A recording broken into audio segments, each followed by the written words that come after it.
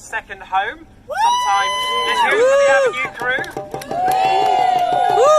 Sometimes feels like my first home. At least that's what my wife was telling me. But I'm also here with my other hat on, and that's as Deputy Leader of the Council, Parliamentary candidate, and representing the Labour group of councillors in Southampton, a number of whom are here today in support as well, just to make sure you are crystal clear that you have our absolute support and solidarity for what's happening today and the reasons why you're here now. We are standing with you, absolutely. Now we're all here, we're part of something bigger than what's happening here today. 70,000 UCU members out across the country today. But yesterday, as has already been mentioned, and it's great to see Andy here, I was with the CWU strikers down at the Bitten Distribution Office, and they told me a story that I think we'll all find a bit familiar. They told me about bosses who big up the value of Royal Mail, say how wonderful it is, and then find reasons to put 10,000 jobs on the line. They told me about a government who took Royal Mail on, or gave it away rather, having valued it at 10 billion and then sold it for 4 billion. So it's not just the pension valuers, they've got financial geniuses over there as well who are cocking it all up. They told me about those at the top who fail, yet keep getting bigger and bigger rewards. Is that what's happening at the bottom of the pay scale? You're damn right it's not. And one woman told me that she's having to plan every week how much she can actually put her heating on at home because she's budgeted for what she can afford her heating bill to be. That is, as Truss used to say, that is a disgrace. And this absolutely cannot go on. This is 2022. We are one of the richest countries in the world. We call ourselves a civilization, and yet this is what we are seeing. But doesn't it tell you everything that you need to know about modern Britain? That you can become Prime Minister with not a single vote cast for you. Or if I'm being generous, the recycled votes of when you lost as Prime Minister to Liz Truss, and then had to have another go. And yet, what has it taken for us to be here today? We have to jump through every hoop that they put into the Trade Union Act.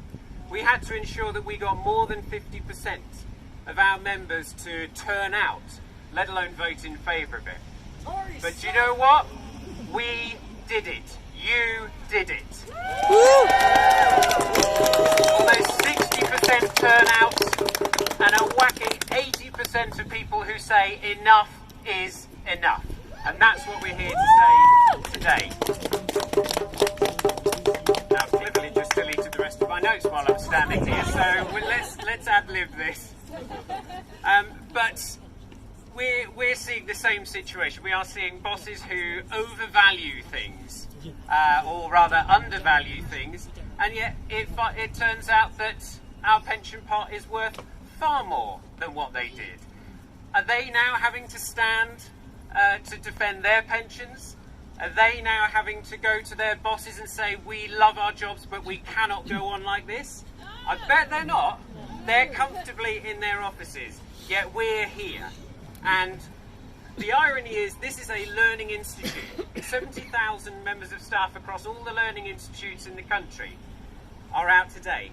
And yet there are some people who just will not learn. They won't learn that we've been here, it feels like throughout my career of about 15, 20 years, every other year for my pension, for our pensions. They won't learn that we're going to keep coming back and we will not let them get away with it. There are people who won't learn that this is the 21st century, not the 16th century, and that actually whatever your gender, you should be paid for the work you do. And yet there are some who won't learn that. There are some who won't learn that in their comfort, in their multiple homes, when Rishi goes off to California for his Christmas break, there are some who are worrying whether they're going to have a contract at the end of the semester and at the end of the year. And there are those who won't learn that our postgrads many of whom are standing with us today. And actually I want to say a big shout out to postgrads and undergrads who are here with us. Woo! Thank you. It means an awful lot that you're here. And when you have our back, be assured we will have yours. But there are some who just will not learn. So let us be absolutely clear. And whatever we need to do to make them hear this, shout, bang drums, keep coming back to this place. Hear this, we will keep coming back until you treat us fairly, and you treat us equally, and you treat us like this is the 21st century, not Jacob Rees-Mogg's dream of feudal Britain.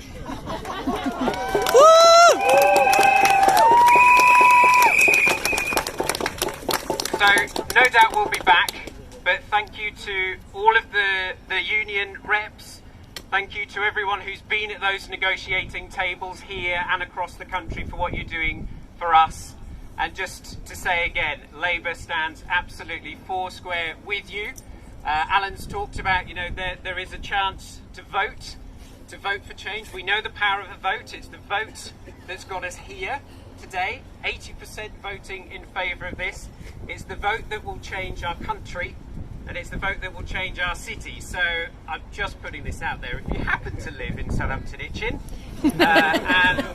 and want to see Royston, who I'm assuming is not here today, have we lost the Tories in the crowd somewhere? No, thought not. If you want to change, then vote for change. And in Test, if you live there, Alan, who's sadly stepping down after 25 years representing our city. Thank you, Alan. Will be, with your votes, fantastically replaced by Satvir Kaur, current leader of the council, who again can't be here but sends her solidarity today. So Labour stands with you, with us. I have to remember which hat I've got on at the time. But whatever happens, we are here. So keep going. We're not backing down. Thank you.